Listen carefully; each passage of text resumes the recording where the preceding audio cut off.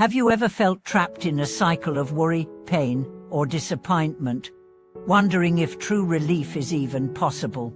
Have you searched for lasting peace in medication, distraction, or self-help books, only to find the underlying ache remains? Welcome back, dear friends. Today, we embark on a journey into the heart of Buddhist insight, exploring how its timeless teachings can guide us out of suffering and into genuine freedom. This path does not demand escape from life's challenges, but shows us how to meet them with clarity, compassion, and unshakable wisdom. In Buddhism, suffering is not a flaw to be stamped out, but a truth to be understood. The Buddha's first sermon laid out the nature of dukkha suffering, stress, unsatisfactoriness as universal. Every being experiences birth, aging, illness, and death. Every desire, when come to, breeds anxiety and disappointment. Recognizing this shared human condition is the first step toward liberation. Yet awareness alone is not enough.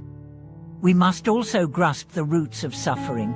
The Buddha taught that ignorance, craving, and aversion create a fiery cycle. We cling to pleasure, resist pain, and misunderstand reality. Like feeding coals to a fire, these reactions perpetuate our turmoil. The insight of Buddhism invites us to observe these patterns within ourselves, not with guilt, but with curiosity, so we can gradually uproot them. Consider this: when you feel anxious about the future, what lies beneath? Perhaps a need for security. When you feel angry at a loved one, what need is unmet? Perhaps respect or acknowledgement. When you feel depressed, what expectation has been lost? Perhaps an image of how life should be.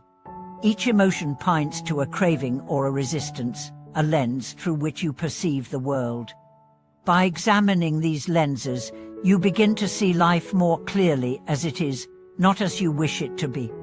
One powerful practice for this examination is mindfulness of body and mind. Many of us go through life disconnected from our own experiences, lost in thought or caught in impulse. The Buddha taught the 4 foundations of mindfulness as a systematic approach, paying attention to the body's sensations, the feelings they provoke, the workings of the mind, and the nature of phenomena. Through gentle, sustained observation, we learn to catch suffering as it arises before it snowballs into fear or despair, and to see its impermanent, empty nature. I recall a friend named Maya, who suffered from chronic back pain. She had tried everything: medication, therapy, surgery. Nothing cured her. Then she began a mindful body scan practice. As she turned her attention tenderly to each area of pain, she noticed tension in her mind as well, memories of injury, fear of limitation, frustration at her body's betrayal. Over months, as she listened to both body and mind, the pain did not vanish entirely, but her relationship to it shifted. The pain became a teacher, guiding her to release judgments, soften into the present, and welcome a deeper compassion for herself and others. Similarly, mindfulness reveals the habits of craving and aversion. When a pleasant thought arises, we reach for more. When unpleasant sensations appear, we recoil. These automatic reactions fuel suffering, but awareness creates space. In that space, you can choose, no longer driven by habit, to rest in equanimity. You learn that every feeling, pleasant or painful, has its season. Each moment, like a wave, rises and subsides, and in the flow of impermanence, you taste true freedom. Of course, wisdom without compassion can become cold and aloof. The Buddha's path integrates stunning kindness through the practice of loving kindness, compassion, appreciative joy, and equanimity, the 4 I am miserables. By cultivating goodwill toward ourselves, then extending it to those we love, those we find neutral, and even those we struggle with, we dissolve the walls of separation that fuel suffering. A heart softened by compassion can embrace life's pains and joys alike, recognizing them as parts of a shared human tapestry. I remember once sitting on a park bench beside a stranger gripped by sobs.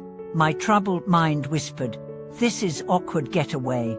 But a flicker of compassion urged me to ask, "Are you okay?" She shared the loss of her mother earlier that day. I simply offered to listen. In her tears, I felt the echo of my own grief. In that moment, our shared vulnerability became a bridge, healing both our hearts. That is the power of compassionate presence cultivated through practice. Yet Buddhism is not meant to be merely therapeutic. Its wisdom ultimately points to the emptiness of self and phenomena that nothing possesses inherent, independent existence. This insight, when glimpsed deeply, removes the ground from which attachments arise. You begin to see that the self you protect so fiercely is a shifting collection of experiences, sensations, and thoughts. When you loosen the grip on this illusion, you awaken to boundless openness, unconfined by personal drama. Liberation is not a place you arrive at, but a way you inhabit each moment with freedom from clinging, a heart free to love without fear, and a mind able to see reality without distortion. In the practice of insight meditation, one may watch the rising and passing of every sight, sound, thought, and feeling. This direct observation reveals the three marks: impermanence, unsatisfactoriness, and emptiness. At first, such contemplation can feel unsettling. You may encounter a wall of fear or existential anxiety, but with steady mindfulness and the support of community fellow practitioners and teachers, you move beyond fear into clarity. You realize the liberating truth: nothing to defend, nothing to cling to, nothing truly lost. And in this freedom, you discover a joy that no external condition can diminish. A senior monk once described his first taste of profound insight as akin to seeing his own reflection fade from the mirror. He felt a surge of relief, no more solitary exile within a tiny self. Instead, a vast sky of awareness, spacious and radiant.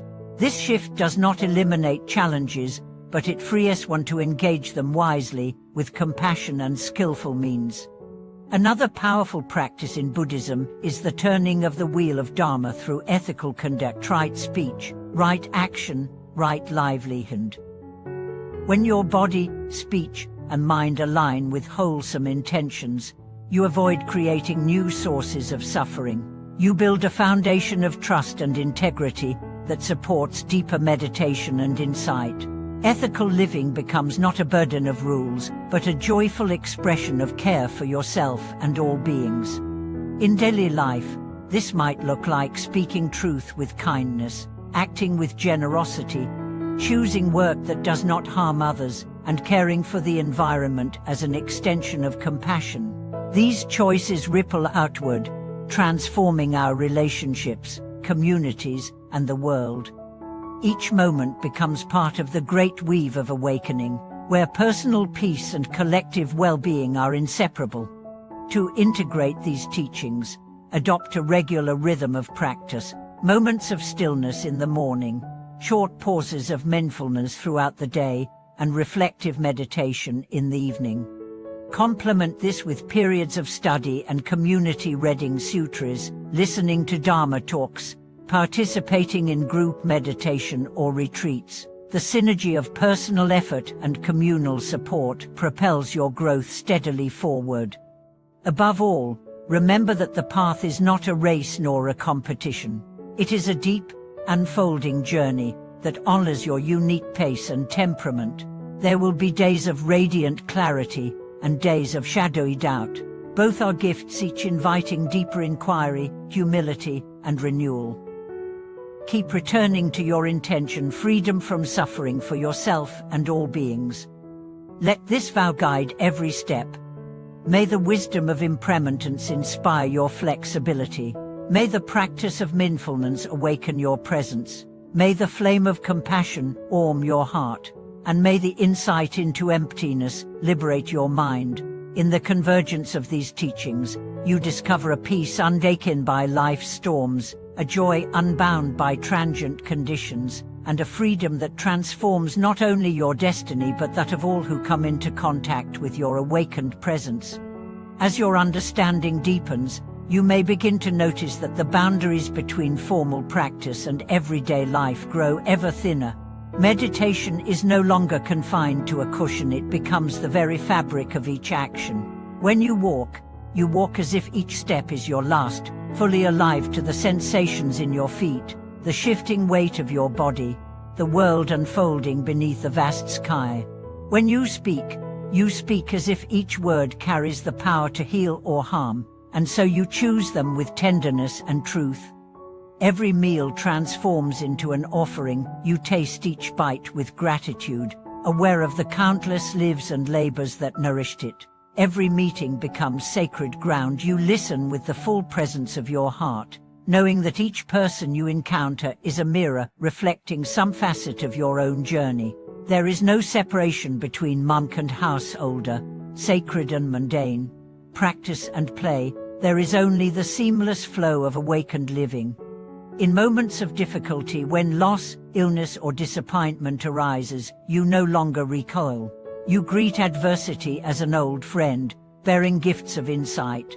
You remember the truth of impermanence and allow the rawness of grief to move through you, washing away the hardened layers of self-protection. In those tears, you discover compassion for yourself and for all who suffer. You learn that sorrow, like joy, is a messenger guiding you back to the heart. And as this heart softens, generosity emerges naturally. You find yourself giving not out of obligation, but out of overflow, your love, your time, your presence. You no longer measure kindness as a scarce commodity, but as the very essence of your being. In giving, you receive. In serving, you find your own liberation. Slowly, destiny itself seems to shift. Opportunities appear at just the right moment. Synchronicities whisper of a deeper order. You realize that the practice you undertook to free yourself from suffering has transformed you into a beacon of freedom for others. Your life becomes living Dharma, a testament that the path is real, practical, and universal. Ultimately, the greatest fruit of this journey is not a feeling, but a way of being, awake in body, clear in mind, tender in heart. In that state, you know without a doubt that suffering need not define you, and joy need not elude you. You stand in the unshakable center, dancing with life's ever-changing waves, steady as a mountain when storms arise, fluid as water when change flows. May this understanding guide your steps. May each breath be a reminder of your freedom, and may the wisdom and compassion you cultivate continue to blossom, nourishing not only your own life, but the world around you. Thank you for watching this video. If these insights have resonated with you, please share your reflections in the comments. How are you bringing Buddhist wisdom into your daily life? What transformations have you witnessed? If you found this helpful, remember to like and subscribe. It would be an honor to continue this journey together. Until next time, may you walk with mindful presence, live with open-hearted compassion, and rest in the unbounded peace that arises when suffering is truly understood and released.